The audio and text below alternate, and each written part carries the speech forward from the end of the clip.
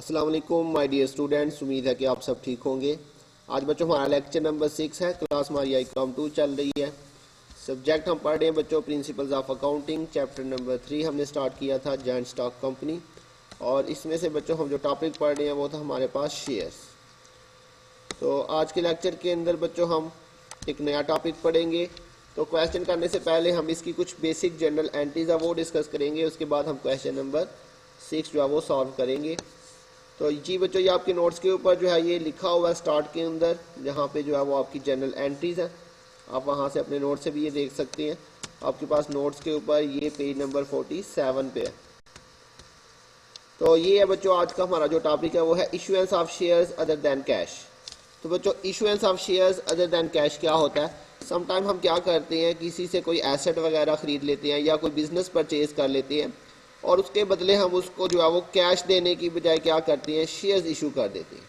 तो इसको बच्चों हम कहते हैं issuance of shares other than cash.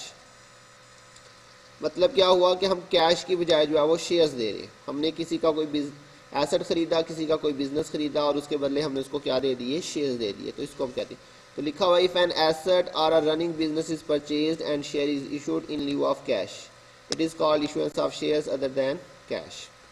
जी बच्चों, general entries for purchase of asset and issuance of shares.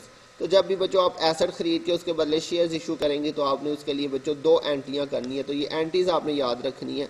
बिल्कुल सिंपल सा टॉपिक है, मैं आपको बिल्कुल सिंपल वर्ड में एक्सप्लेन कर रहा हूँ कि इस टॉपिक में हम क्या पढ़ेंगे। हम किसी से कोई एसेट खरीदेंगे और उसके बदले हम उसको शेयर्स दे देंगे, कैश की बजाय शेयर्स दे देंगे। बस इतना सा ये टॉपिक है। तो जब भी बच्चों हम किसी से एसेट खरीदेंगे और उसके बदले हम शेयर इशू करेंगे तो आपने बच्चों 2 एंट्रियां करनी है। जैसे मैंने आपको जनरल पब्लिक की एंट्रीज बताई थी, वैसे ही इसकी भी बच्चों आपने याद रखनी है। जब भी आपने एसेट खरीदना है तो पहली एंट्री आपने एसेट को परचेज करने की करनी है। तो बच्चों एसेट को परचेज करने की क्या एंट्री करेंगे, आपके सामने एंट्री लिखी हुई है, आपने एंट्री याद कर लेनी है। अभी साथ ही बच्चों आपने इसको याद कर लेना, एसेट अकाउंट डेबिट और वेंडर अकाउंट क्रेडिट। वेंडर कौन होता है बच्चों? जिससे हम एसेट खरीदेंगे उसको हम वेंडर कहते हैं। और बच्चों एसेट का नाम आपको क्वेश्चन के अंदर मेंशन होगा। तो अगर नाम मेंशन है तो आपने उस एसेट का नाम लिख लेना, जैसे land, building, plant, machinery, furniture, कुछ भी हो सकता है। एक एसेट भी हो सकता है, एक से ज़्यादा एसेट्स भी हो सकती हैं। अगर एक से ज़्यादा एसेट्स हैं तो आपने सारे एसेट्स को डेबिट कर देना। और वेंडर का भी बच्चों अगर नाम दिया हुआ तो आपने उसका नाम लिख लेना, अगर नाम नहीं दिया हुआ तो आपने वेंडर अकाउंट ही लिख लेना। तो क्लियर हो गई बात बच्चों? ये बिल्कुल सिंपल जनरल एंट्री है। जिस तरह आप कोई एसेट खरीदते हैं तो क्या एंट्री करते थे, एसेट में इजाफा हो जाएगा, उसको अपने डेबिट कर देना, और जिससे हमने एसेट खरीदना उसका नाम जो है वो क्रेडिट हो जाएगा। अगर नाम नहीं दिया तो वेंडर लिख लेंगे। तो पहली एंट्री बच्चों याद हो गई आपको, ये भी आपको साथ में याद हो जानी चाहिए। भी आप इस लेक्चर को यहाँ पे रोकें और पहले एंट्री को याद करें। उसके बाद बच्चों आपने सेकेंड एंट्री क्या करनी है? सेकेंड एंट्री बच्चों आपने शेयर्स इशू करने की करनी है। तो ये है बच्चों हमारे पास second entry, issuance of shares to vendor. अब हम शेयर इशू करेंगे तो बच्चों हमने क्या किया, फर्स्ट एंट्री के अंदर वेंडर को क्रेडिट किया था, तो आपने इसी वेंडर को अब क्या कर देना, डेबिट कर देना, और शेयर कैपिटल को क्रेडिट कर देना। ये देखिए जी, issuance of shares to vendor at par. At par का मतलब जितने का शेयर था उतने का ही हम इशू कर रहे हैं। तो वेंडर हमने फर्स्ट एंट्री में क्रेडिट किया था, उसको आपने डेबिट कर देना और शेयर कैपिटल को क्रेडिट कर देना। ये बच्चों सेम जिस तरह हम जनरल पब्लिक से पहले एप्लीकेशन रिसीव करते थे तो एप्लीकेशन क्रेडिट करते थे और फिर नेक्स्ट एंट्री में उसको डेबिट कर देते थे, तो वैसे ही बच्चों आपने यहाँ पर भी क्या करना है, जब एसेट खरीदेंगे तो एसेट डेबिट और वेंडर को क्रेडिट कर देना है। और नेक्स्ट एंट्री के अंदर बच्चों आपने क्या करना है, वेंडर को डेबिट कर देना जिसे आपने क्रेडिट किया था, और शेयर कैपिटल को क्रेडिट कर देना। तो ये बच्चों हमारे पास आज के क्वेश्चन के अंदर 2 नई जनरल एंट्रीज हैं। तो बच्चों आपने लेक्चर जो है वो मैं नेक्स्ट सुनने से पहले क्या करना है, इस लेक्चर को यहीं पे रोकें, एंट्रीज को याद करें और याद करके लिख लें, क्योंकि जब तक आपको एंट्रीज याद नहीं होंगी तो आपको क्वेश्चन की भी समझ नहीं आएगी। तो अब जब आप एंट्रीज याद करके लिख लें उसके बाद आपने नेक्स्ट लेक्चर जो है वो सुनना। तो नेक्स्ट चलते हैं बच्चों, आज हमने एक्सरसाइज नंबर 6 जो है वो सॉल्व करनी है। तो सबसे पहले बच्चों क्वेश्चन को रीड करते हैं। A trading corporation was formed with an authorised capital of ₹1 lakh ordinary shares. Sorry, यहाँ पे ये रुपीज़ नहीं है, ये शेयर्स है। ये आप अपने नोट्स पे भी करेक्शन कर लीजिएगा। तो a trading corporation was formed with an authorised capital of 1 lakh ordinary share of ₹10 each. On 1st January 2005, the company issued 60,000 shares to general public and 10,000 shares were issued to a vendor। जी बच्चों देखिए, 60,000 share हमने general public को issue किए उसकी entry अब वैसे ही होंगी जैसे हम पहले करते आ रहे हैं। और इसके साथ साथ उसने बताया 10,000 shares were issue to a vendor mister Aslam. जी बच्चों, वेंडर को हमने 10,000 शेयर इशू किए जिसका नाम उसने बता दिया mister Aslam. From home company had acquired machinery worth ₹1 lakh. जी बच्चों, अक्वायर्ड का मतलब होता है परचेज करना। तो कह रहा है हमने मिस्टर असलम से मशीनरी खरीदी है 1 लाख रुपए की और उसके बदले हमने उसको 10,000 जो है वो शेयर्स भी इशू कर दी। Applications were received on 10th January 2005 only for 50,000 shares. On 20th January 2005, shares were allotted to the applicant. Pass journal entries in the books of the company and show the balance sheet. जी बच्चों, तो general public से जो हमें application आई है वो तो हमने 10 जनवरी को जाके आ रही है, तो उसकी एंट्री बच्चों बाद में करेंगे क्योंकि हमने जो शेयर वेंडर को इशू किए हैं वो कौन सी डेट आ रही है, वो है जी 1 जनवरी 2005। तो इसलिए हम पहले वेंडर की एंट्री कर लेते हैं क्योंकि उसकी डेट पहले आ रही है। अच्छा बच्चों, इसके साथ ही यहाँ पे उसने बताया था 60,000 shares to general public. General public को हमने 60,000 शेयर इशू किए हैं, लेकिन बच्चों एप्लीकेशन कौन सी डेट को आई है ये उसने मेंशन किया है। आपको याद होगा मैंने आपको बताया था जनरल पब्लिक से हमने जब एप्लीकेशन रिसीव करनी है तो उसने आपको एप्लीकेशन की डेट बताई होगी, तो ये इसने अलहदा से मेंशन की हुई है, इसलिए इसकी एंट्री तो बाद में करेंगे। पहले हम वेंडर की एंट्री कर लेते हैं। और वेंडर की बच्चों मैंने अभी आपको बताई, जब भी हमने वेंडर से जो है वो एसेट खरीदना है तो हमने 2 एंट्रियाँ करनी है। फर्स्ट एंट्री हमने क्या करनी है, एसेट को परचेज करने की, और फिर उसके बाद शेयर्स इशू करने की हमने एंट्री करनी है। तो 1 जनवरी 2005 जी बच्चों सबसे पहले एसेट खरीदेंगे। एसेट का नाम बच्चों मेंशन है यहाँ पे, क्या नाम उसने दिया हुआ है एसेट का, मशीनरी अकाउंट। और वेंडर का नाम भी गिवन है बच्चों, वेंडर का क्या नाम है, मिस्टर असलम। तो जैसे अभी मैंने आपको एंट्रीज पढ़ाई हैं आपने याद कर ली होंगी, तो मैंने आपको बताया जब भी एसेट खरीदेंगे तो क्या एंट्री करेंगे, एसेट अकाउंट डेबिट कर देंगे और वेंडर को क्रेडिट कर देंगे। तो देखते हैं इसकी बच्चों जनरल एंट्री हमारे पास क्या होगी। ये आपके पास एक्सरसाइज नंबर 6 है। डेट उसने बताई थी 2005 जनवरी 1 को हमने बच्चों एसेट परचेज किया। तो एसेट का नाम गिवन था मशीनरी अकाउंट। मशीनरी अकाउंट बच्चों आपका डेबिट हो जाएगा। और वेंडर का नाम भी गिवन था मिस्टर असलम। अगर वेंडर का नाम ना दिया होता तो फिर हम वेंडर लिख लेते। अब बच्चों कितने की मशीनरी हमने परचेज की है ये भी क्वेश्चन में मेंशन है। उसने आपको बताई थी 1 लाख रुपए की मशीनरी थी। तो बच्चों मशीनरी की आपने वही वैल्यू लिखनी है जितनी उसने आपको क्वेश्चन में बताई हुई है।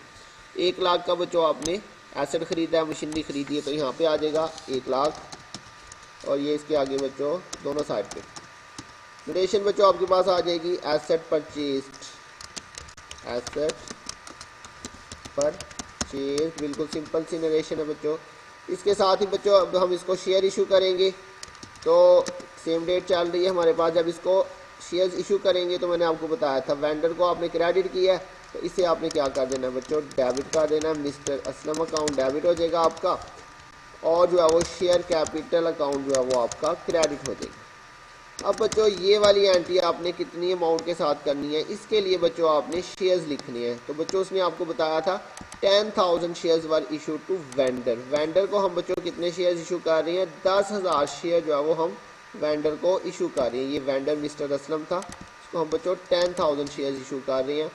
तो ये आपने 10,000 के साथ एंट्री करनी है। और एक शेयर की वैल्यू बच्चों कितनी थी, 10 रुपये। एक शेयर की वैल्यू 10 रुपीज़ है। तो यहाँ पे बच्चों आपने ऐसे लिखना है 10,000 शेयर्स हैं आपके पास, और मल्टीप्लाई बाय बच्चों इसको आपने क्या कर देना है 10 के साथ, ₹10। जी बच्चों ये मल्टीप्लाई करेंगे तो ये भी आपके पास 1 लाख ही आ रहा है। तो इधर भी बच्चों आ जाएगा 1 लाख, और नरेशन आ जाएगी शेयर्स इशूड टू वेंडर।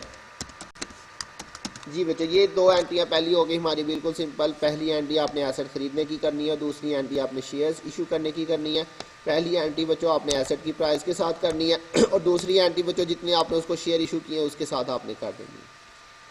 बिल्कुल सिंपल जनरल एंट्रीज थी। इसके बाद बच्चों जनरल पब्लिक वाली एंट्रीज बिल्कुल वैसे ही होंगी जैसे हम पहले करते थे। तो इसमें से देखते हैं बच्चों जनरल पब्लिक की एंट्रीज हमारे पास। जनरल पब्लिक को बच्चों उसने टोटल जो शेयर इशू किए थे वो उसने टोटल कितने शेयर इशू किए थे बच्चों, 60,000 उसने टोटल शेयर्स इशू किए थे। लेकिन हमारे पास एप्लीकेशनें जो है वो रिसीव हुई हैं। Application were received on 10th January 2005 only for 50,000 shares. जी बच्चों तो ये अंडर सब्सक्रिप्शन वाला केस है। तो अंडर सब्सक्रिप्शन में अगर आपको याद हो तो मैंने आपको बताया था जब कम एप्लीकेशन आएंगी तो दोनों एंट्रियाँ ही हमने एप्लीकेशन रिसीव के साथ ही करनी है। तो इसमें आपके पास बच्चों इसकी दो एंट्रियाँ होंगी। पहली एंट्री बच्चों किस चीज़ की करेंगे, एप्लीकेशन रिसीव करने की एंट्री करेंगे, और एप्लीकेशन रिसीव करने की एंट्री बच्चों किसके साथ होगी, 50,000 के साथ। डेट उसने आपको बता दी हुई है 10 जनवरी 2005। तो यहाँ पे बच्चों आपके पास इसकी डेट आ जाएगी जनवरी 10। जी बच्चों एप्लीकेशन रिसीव करने की हम एंट्री करते थे बैंक अकाउंट डेबिट और शेयर्स एप्लीकेशन अकाउंट क्रेडिट। और बच्चों कितने शेयर के साथ ये एंट्री करेंगे मैंने आपको बताया अभी, एप्लीकेशन रिसीव के साथ। तो 60,000 इशू करने थे, लेकिन एप्लीकेशन जो है वो हमारे पास 50,000 आ गई थी, तो इसलिए 50,000 के साथ हम ये एंट्री करेंगे। एक शेयर था आपके पास 10 रुपये का, ये मल्टीप्लाई करेंगे तो ये आपके पास 5 लाख जो है वो टोटल वैल्यू आ जाएगी। इसके बाद बच्चों हमने शेयर्स इशू करने हैं। शेयर इशू करने के लिए उसने आपको अलहदा से बताई हुई है, on 20 January 2005 shares were allotted to the applicant. जी बच्चों 20 जनवरी को जाके हमने शेयर्स इशू करने हैं, तो यहाँ पे 20 जनवरी को इसकी जनरल एंट्री पास करेंगे। क्या एंट्री होगी बच्चों, एंट्रीज आपको याद होंगी कि बच्चों ऊपर वाले की पहले हम नोटेशन लिख लेते हैं, shares issued to general public. जी बच्चों इसकी एंट्री करते हैं हम, शेयर्स एप्लीकेशन अकाउंट डेबिट हो जाएगा आपका, और शेयर कैपिटल अकाउंट जो है वो आपका क्रेडिट हो जाएगा। ये बच्चों ये वाली एंट्री कितने शेयर्स के साथ करेंगे, ये मैंने आपको बताया था कि जब आपके पास कम एप्लीकेशन आ जाए, जैसे कि यहाँ पे हमने 60,000 शेयर जो है वो जनरल पब्लिक को इशू करने थे, लेकिन हमारे पास जो एप्लीकेशन है बच्चों वो कितनी आई हैं, 50,000। तो ये अंडर सब्सक्रिप्शन वाला केस है। तो अंडर सब्सक्रिप्शन में मैंने आपको बताया था आपने फर्स्ट एंट्री भी एप्लीकेशन रिसीव के साथ करनी है, और इसकी सेकंड एंट्री भी आपने एप्लीकेशन रिसीव के साथ ही करनी है। तो ये बात बहुत अच्छी तरह से आपने याद रखनी है। जब एप्लीकेशनें कम आएंगी तो फर्स्ट एंट्री भी एप्लीकेशन रिसीव से, और इसकी जनरल पब्लिक की जो सेकंड एंट्री है इशू वाली वो भी आपने एप्लीकेशन रिसीव के साथ ही करनी है। तो इसकी दोनों एंट्री जो है वो 50,000 के साथ ही रिकॉर्ड होगी। तो पहली एंट्री भी बच्चों जनरल पब्लिक की हमने 50,000 से की, और इसकी सेकंड एंट्री भी हम 50,000 के साथ ही करेंगे। तो ये आ जाएगा 50,000 और इंटू ₹10। जी बच्चों जगह कम है, मैं रुपीज़ नहीं लिख रहा। तो ये आपके पास मल्टीप्लाई करके कितना आ जाएगा, 5 लाख आ जाएगा इसका भी, और इधर भी आपके पास 5 लाख आ जाएगा। तो रेशन आ जाएगी बच्चों, shares issued to general public. जी बच्चों यहाँ पे हमने रिलेशन में गलती कर दी, यहाँ पे था एप्लीकेशन रिसीव्ड, एप्लीकेशन रिसीव्ड। जी बच्चों ये हमारे पास कंप्लीट हो चुका है, ये वाला जनरल एंट्रीज हमारे पास कंप्लीट है। अब इसकी आपने बच्चों बैलेंस शीट बनानी है। बैलेंस शीट के अंदर मैंने आपको बताया था आपने लास्ट डेट लिखनी है। Balance sheet as on 20 January 2005। Name बच्चों का ऐसे में नहीं था बताया हुआ। सबसे पहले तो यहाँ पे हम ऑथोराइज शेयर लिखेंगे बच्चों, ऑथोराइज्ड कैपिटल। ऑथोराइज कैपिटल के अंदर बच्चों उसने हमें बताया था कितने शेयर उसके ऑथोराइज थे टोटल। तो बच्चों ऑथोराइज कैपिटल उसने आपको बताया था, ऑथोराइज कैपिटल 1 लाख जो है वो आपके शेयर्स हैं, और 10 रुपये का एक शेयर है। यहाँ पे उसने इसकी अमाउंट नहीं बताई हुई, तो बच्चों हम इसको मल्टीप्लाई करके यहाँ पे लिखते थे। यहाँ पे लिखेंगे 1 लाख शेयर्स और एट अ रेट ₹10 ईच। जी बच्चों मल्टीप्लाई करेंगे तो ये आपके पास जो है वो 10 लाख आ जाएगा, और इसको आपने डबल अंडरलाइन कर देना है, वो पहले से मैंने किया हुआ है।